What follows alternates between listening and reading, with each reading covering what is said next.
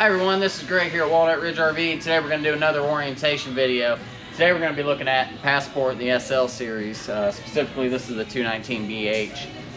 So we're going to walk through this, show you how everything works, some newer features Passport's putting out, which is really exciting. So we'll start off. You got your standard LCI tongue jack for your getting on and off your hitch, and front to back leveling and such. So it's got standard on and off switch, and then of course extend and retract to get it on and off the hitch.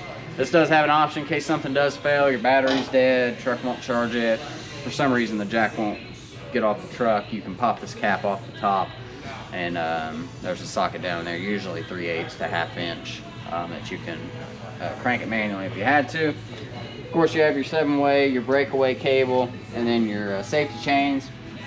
Behind that you got 2 and 4.5 gallon LP tanks. Both of those are full time of pickup from us, and they operate pretty easily. You have in the middle, you have an auto switchover regulator, and it operates one of two ways. You can either leave both tanks on, and on the front you have a lever, and whichever way that lever is pointing, it'll draw off that tank first. Once that tank's empty, you got a little indicator in the front, it'll go red, and it'll automatically start drawing from the other tank. So that way, if your fridge is running off gas and you're gone, and one of your tanks is empty or something, it won't die off on you and ruin your food. Now you can also use it with one tank off. So let's say I have this tank off, this one on, the lever is pointing to the tank that's on, it'll draw off that one only. Once it's empty, everything will stop working. And then you know, hey, I still got a full tank left. I'll flip the lever over, turn this one on, take that one off, go get it filled, or do whatever. So that's two ways of operating it. Never put the valve in the middle. It will not draw off both tanks simultaneously. That's a common misconception I see a lot, and that can cause a leak internally. That's not something you want to have to deal with. So always leave it one way or the other. Pretty much it for the LP. They're pretty simple. It's been a standard system for years. Your LP cover, you always want the lid facing towards the unit, that way wind can't pick off the lid and go flying, but these do unscrew and you can get in there to open the valves without having to take the cover off. Behind that you'll have a 12-volt deep cycle marine battery, there for your battery, your lights and things like that. That will charge from the truck. If you're driving down the road, it'll be charging the battery, or if you're plugged into the shore power in the back, it'll also charge the battery. So if you are boondocking or you're just parking lot camping, you will have some power, your lights, your water pump, your jacks and things like that. They're 12 volt. Up front, this one does have a solar option that will charge the battery, so you can buy this separately. It'll plug in there and you can set it out into the sun and help charge the battery if you are doing a lot of dry camping. Now I'm going to go through here. So one of my favorite features of the new Passports is that they're going to this all-in-one area system like the Montanas and the Raptors do. So they've got everything in one spot. So starting at the top, you have your electronic stabilizing jacks. Those are controlled from in here. Now those are just stabilizers. You don't want to use those to lift the unit. You mainly want to still level like you would before off your front jack for front to back leveling, and then side to side leveling would require driving up on links levelers or blocks or something like that. And once you are level, you can go ahead and lower these down until they snug up, and that'll keep you from bouncing around. Up there you have your key TV, your signal controller for your satellite, your cable inputs. You have rooftop satellite prep here. This cord comes out, and you can it's got a cable back there you can plug in if you do use the rooftop mount. Outside shower with a supplied hose, it's inside the camper, and then you have your water connections are all right here too, so you can bring your water hose up from the bottom through here and connect into either your city water if you're at a full hookup site, turn on your hose and go. And then if not, you can fill up your fresh tank, fill it up till it starts shooting water out. That way you know it's completely full, it pushes all the air out. Turn your water pump on and you've got a limited supply of water. You just have to watch how much water you go through. But it's nice that everything's in one system, everything's behind a closed door. You also have a battery disconnect in here, which is nice. So if you weren't plugged in right now, once I flip that off, it would kill all the power to the unit, all your 12 volt stuff. Because your battery is only going to last so long when you're not plugged in. So if I go home, I take this home, I've got a full battery, and I just left it there without doing that, the battery's going to drain over a few day period because you have multiple things that are always on. Your radio backlighting, carbon monoxide, and LP leak detectors, those are constantly hardwired to the battery, so they constantly run, so there's no way to kill them besides using your disconnect. So always remember that. It's always nice to have a battery disconnect. Now we can go back through the back and through our water heater. It's a standard Suburban 6-gallon gas and electric water heater. This one has the anode rod in it. This is your drain plug. It's an 1 1/16 socket to remove this. You just get it in there, screw it in, tighten it up. Now these can be a little finicky to get in there. You're gonna kind of have to lift the weight of it and screw it in. So it's something you got to play with. You get the hang of it after a while. Tighten it up. Once you turn your water on, whichever source, depending on what season it is, whichever way you bought it from. If you bought it in the summer, then it would be unbypassed and ready to use. But if you bought it in the winter time, when it's winterized, you'll have to unbypass the water heater, which is a valve that's on the inside of the camper behind a panel. So once you do that, you'll start filling up. You'll lift up your pressure relief valve. Once that starts letting water out of here, we know it's full. It let all the air out. You can close it and then proceed to turn it on whichever way you want. If you want to run it off LP, there's a switch on the inside. You flip it, it'll light, and then you just go about your day. It usually takes 15, 20, 30 minutes to get hot. Or you can run it off electric if you don't want to waste LP. You have a switch on these at the bottom. Most of these Suburbans, if they're electric, they'll have a switch on the bottom left-hand corner. That switch has to be on, and then there's another switch that has to be on also on the inside. Both have to be on at the same time or the electric won't work. It's a safety feature. So always make sure that switch is on. Other than that, they're pretty easy to operate. The electric takes a little longer to get hot. You'll want to drain it after you're done each use, unless you're going to use it again, in a couple day period. But I like to always drain it, that way the water doesn't get stagnant, and it prolongs the life of the anode rod. Those will have to be replaced usually once a year, maybe sooner, maybe longer. It depends on how the water is, how much you use it. When you go to drain it, you're going to want to lift up on their pressure relief valve, let the pressure out of there, and then remove the rod. If you don't do that, it'll come out at a pretty high force and end up could injure you. So that's pretty much it with the water heater.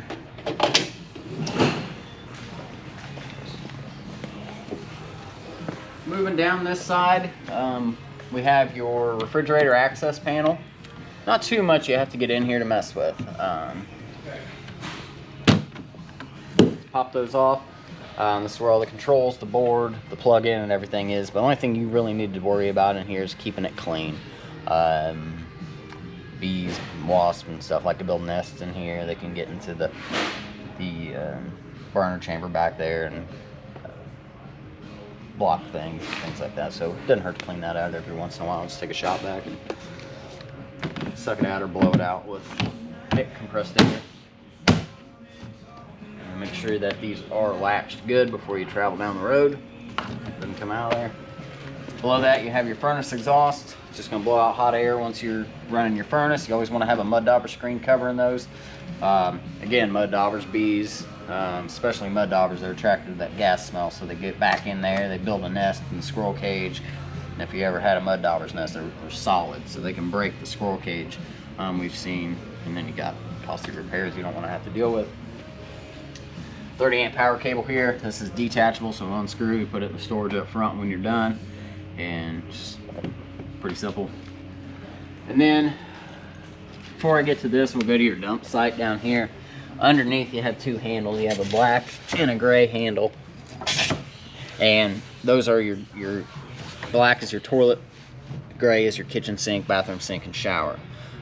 So if you go to dump, let's say I hooked up at a dump site, I'll take my cap off, screw my hose onto here, put it into the dumping station.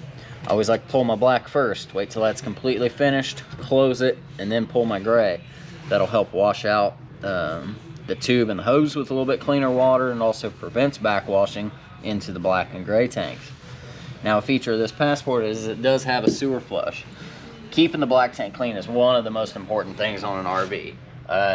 it helps reduce smells. It makes your sensors and everything work better.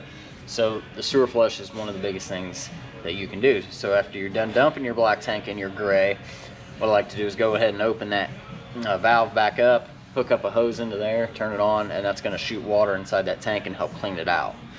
That's one way of preventing all the stuff I talked about in the tanks. You want to still use chemicals as much as possible. You can't really overdo it. So putting chemicals down in it before you use it, making sure that you put water in it before you use it, that'll help over time prevent the tank and prolong the life of the tank and just of the camper itself. Moving around this back end, of course this one comes with a spare tire. It's got the little back door too, and what's new for Passport really is that these are now coming with a ladder or prepped for a ladder. And this one specifically does come with a ladder, which means it has a walk-on roof, that's new for Passport. So that's great, because you can get up there and you can check your sealants every few months like you need to be. If you need to seal it, you can walk around up there, check all that sealant, or when you get back from a trip, something like that, you want to hop up there and make sure you didn't accidentally rub a tree limb, something that you didn't feel while you're towing it. So that's great. We'll go ahead and move around to the other side. All right, on this outdoor kitchen area, you have a couple outlets here. You have a electric only refrigerator, so once you get plugged in at your campsite, this one will fire up. Only takes a few hours to get cold. It's got a little freezer section up there. Pretty nice to have, put drinks in, things like that. Got an outside stove here if you want to use that. They're pretty simple. Now the cables on these are always disconnected for safety, so you always have to connect it every time you get somewhere. But the cables just comes out, and then underneath the unit there's going to be a valve right up under here. It's hard to see. Pop the cap off, quick connect fitting into it, and turn the valve towards you. And then that'll give you gas up to the stove, which just turn it to light, push it down, or just put a lighter to the burner, and it'll fire up, and you can use it that way. Other than that, the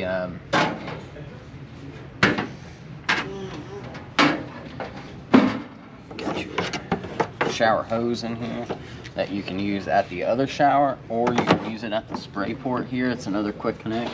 So you have the blue hose, and then you have this little sink style hose that you can use.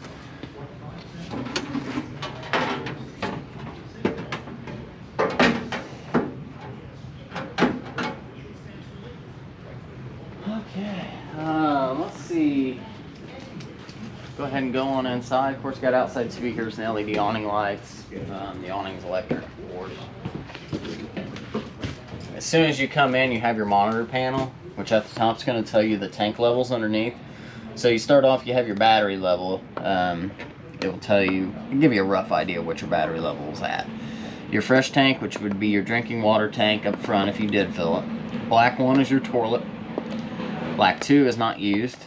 Gray 1 is your bathroom sink, kitchen sink, and shower. And then again on this one, gray 2 isn't used since it only has the 2 valves underneath. You have your water heater, gas, and electric switch. So with the electric, make sure both switches are on. The one outside and the one this one. Gas is simple, just turn it on and light. You have your water pump if you are using the fresh tank, but if you are hooked directly into city water, you don't have to mess with that. You just turn on your hose and go. You got light switches and then your awning lights, or your awning itself. Down here you have your radio, which is fairly simple to operate. It's got different zones for the speakers inside and out. It's got auxiliary, Bluetooth, HDMI inputs, USB inputs, and all that good stuff.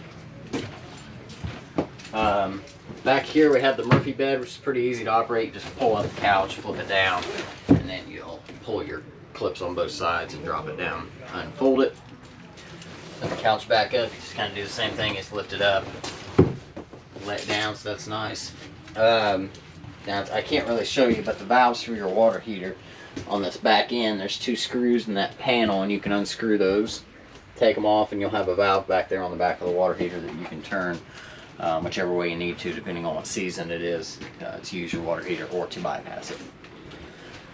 Let's see, you got your standard microwaves, just like at home. You got your stove vent and light, your cooktop glass. I want to fold this back lift it up. That'll be its using position. You do not cook on the glass. And you do not want to put the glass down immediately after you've got done using this, because it can bust that glass. It's tempered, but it's something you don't want to deal with. I've seen that a few times. These light fairly simple. You just turn it to light, hold in, and then you can turn the sparker a few times. If it's been off for a while, or obviously there's no gas hooked up now, so it won't light, but that's how you use it. Same with the oven. You'll turn the oven to light, push it in, hold it for a few seconds, and then turn it to whatever temperature, or spark it until the fire's in the very back.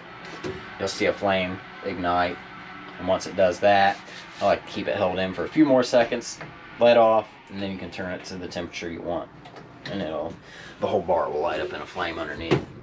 It's got light switches on the front here. Turn the lights on.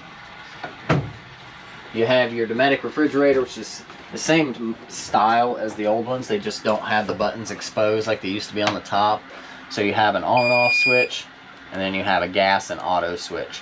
I always like to leave them in auto mode, so when it's in auto, it'll always run off the electric if it's there. If we're plugged in, right now this is going to start working on electric.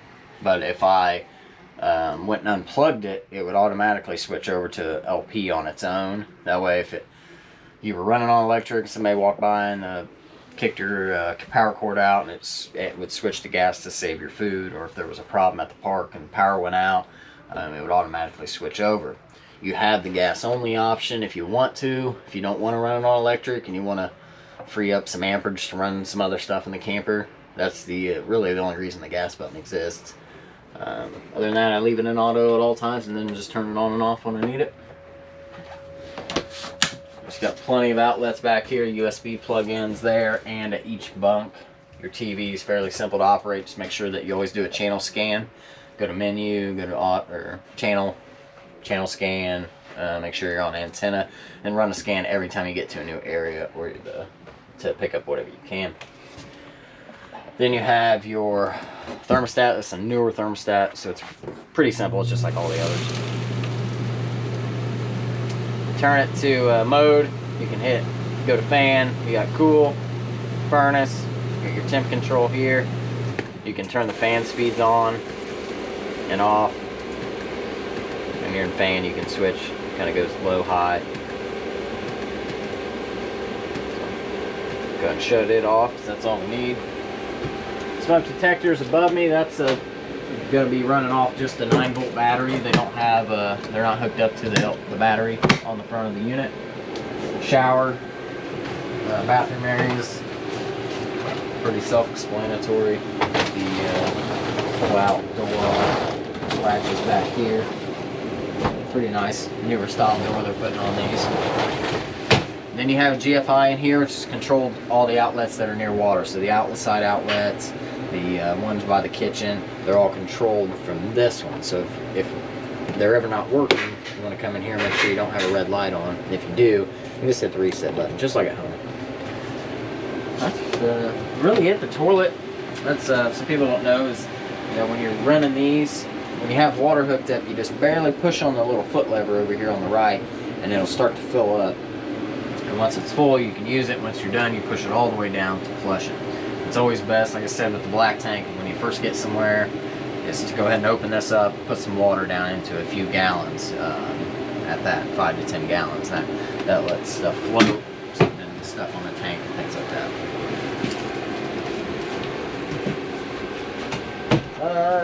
That's really it for the Passport SL series. So we'll see you next time.